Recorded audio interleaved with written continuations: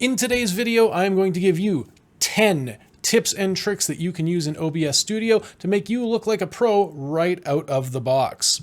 Before we begin, hit the like button and subscribe. Don't forget to click the little bell so that you don't miss any of my future videos. If you do all of those things, I just may, put in a good word with Santa Claus to help keep you on the nice list.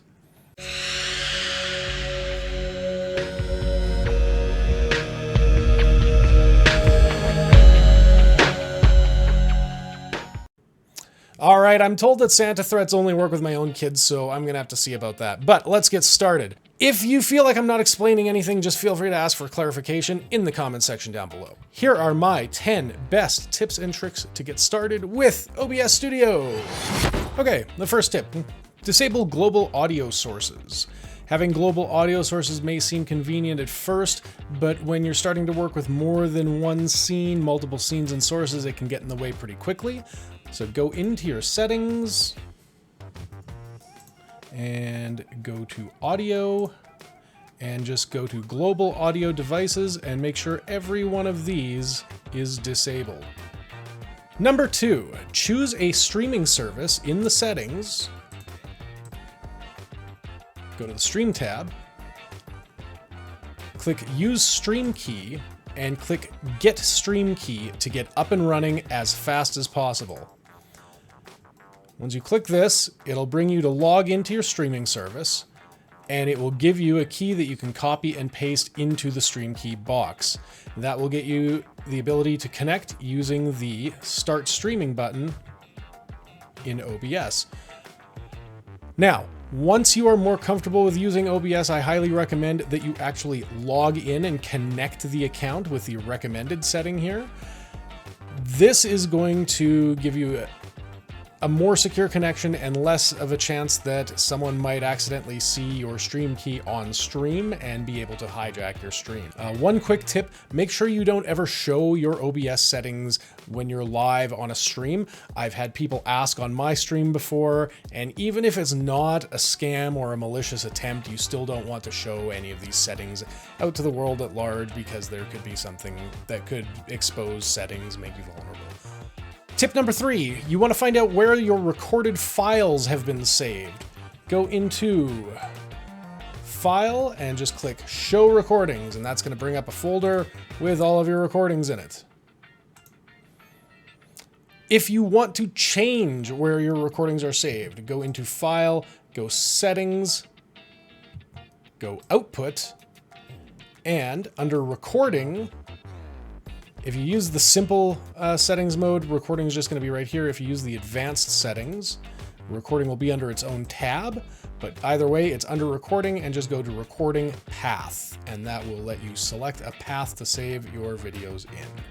Tip number 4 has to do with your base resolution versus your output resolution. We go into our settings once again, go to video. You can set your base resolution, your canvas resolution. You can set that to 1920 by 1080. That's going to give you a full high definition video. Your output or scaled resolution is going to be depending on what your streaming service is, but you can set different resolutions in here. So in a lot of cases, your streaming service might only allow you to upload at 720p until you are, a bigger streamer. In which case, you don't want to be wasting bandwidth uploading a 1080p video when you only need a 720. So your output scaled resolution for your streaming services, you can set that to whatever specific service you're working with, typically 720. Tip number 5 is going to take us away from our settings screen for a little bit. We are going to talk about plugins and resources. If you go to obsproject.com, you will come to the website for Open Broadcaster software. Click over here to Forum in the top right of the screen. Click here on the menu bar for resources, and you can choose between all sorts of plugins, themes, tools, scripts, and guides. If there is something that you think you should be able to do in OBS, but you can't quite figure it out, maybe it's not actually something that's part of the program, there's a good chance someone's thought of it already and has made a plugin for it. You should go check that out because there are a lot of really great plugins in OBS. Tip number 6, and the next 2 tips here actually involve with keyboard and mouse shortcuts that you can use to make setting up your scenes and sources a little easier. So First, what we are going to do, if you need to freely move a source around, you have a few options. So we've got a source here. This is a browser source. Now, if I want to crop the browser source, I can hold the Alt key and drag that window and it will crop the window. And when I go back, it will not let me go back any further than what the window's original size was. If I want to resize this window and I don't care about maintaining the original proportions of it, I can hold the Shift key and I can make it really tiny, stretch it out really big. Doesn't really matter. I can do what I want with that there. And the other thing I can do, if you're dragging around a window, you can see it snaps to the edges. And I have to kind of extra drag it to get past. If you have snapping toggled on or you have it toggled off, either way, if you need to instantaneously toggle snapping, hold the Control key, drag your source around, and it won't snap. Or if you have, the snapping toggled off, then it will. So you can use the Control key to instantaneously toggle snapping. Number 7. Again, we're going to stick with some keyboard shortcuts here. Number 7 has to do with altering transformations. So if I have a source, I can drag it around. If I hit Control D, that will center that source in the screen. If I want to stretch the source out, I can go Control S. That's going to stretch it out. If I want to fit the source to the screen, I can go Control F. And that's going to fit the source to the screen. It's going to have some black bars around the edges. It's going to fit it as best as I can. If I want to reset the source and get it back to its original proportions, I can go Control R. And that's going to put it back to where it originally got onto the screen when I first set up the source. Now, the most important one of these keyboard shortcuts to remember is if you make a mistake, you can go Control Z and undo everything that you have done. Just like that. Awesome. Tip number 8, Studio Mode. When and how to use it? Studio Mode is an amazing feature. If you are live streaming and you need to make a change to your scene, you can activate Studio Mode. And what's going to come up is going to split your window in two. You've got a program window and a preview window. The program window is what your live audience will see. The preview window is what you see, and you can make a change. I can drag this out, and nothing's going to happen on your program window until you transition your scene. Then it will make a change. Tip number 9, we're going to minimize the program, and I'm going to talk about starting in administrator mode. This is a really helpful way to keep OBS running optimally. When you run a program in admin mode, there's a lot that goes on behind the scenes, but the important thing here is that running OBS in administrator mode, which you can do by right-clicking the shortcut and just choosing to run as administrator.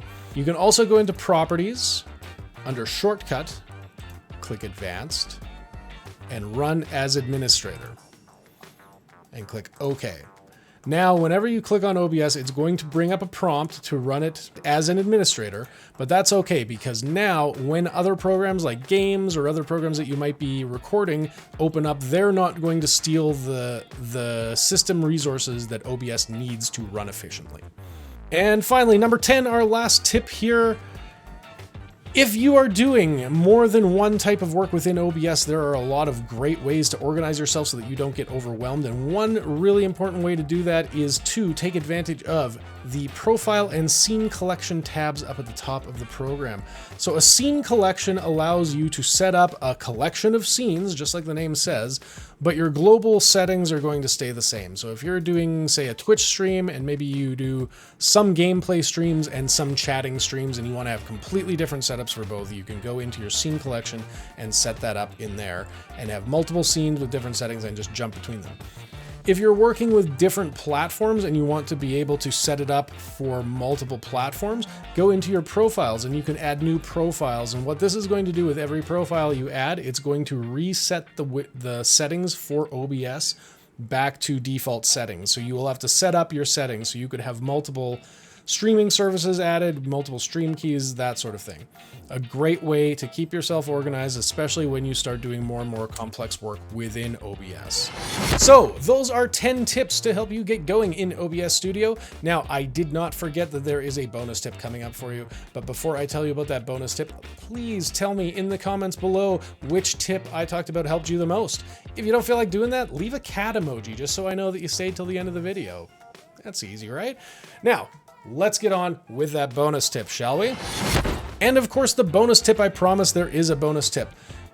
If you are the type of person who really likes to have control over your files and what they're named and how they're organized, you can go into your settings to the Advanced tab, and under the recording box here, there is one that says File Name Formatting. If you hover your mouse over this box, you will get a full drop-down with a ton of different options on how you can reorganize the default naming structure for the files that you save in OBS. All right, thank you so much for checking out today's video. I hope this has been helpful. Check out my other OBS Studio tutorials and stay tuned to the Beardo Computes for upcoming videos. One last reminder, I stream live 3 nights a week on Twitch. You can go check my schedule there at twitch.tv/thebeardostreams. Drop by, hop in the chat, you can talk to me about my videos or just come and say hi. I'd love to see you there. See you next time. Mwah.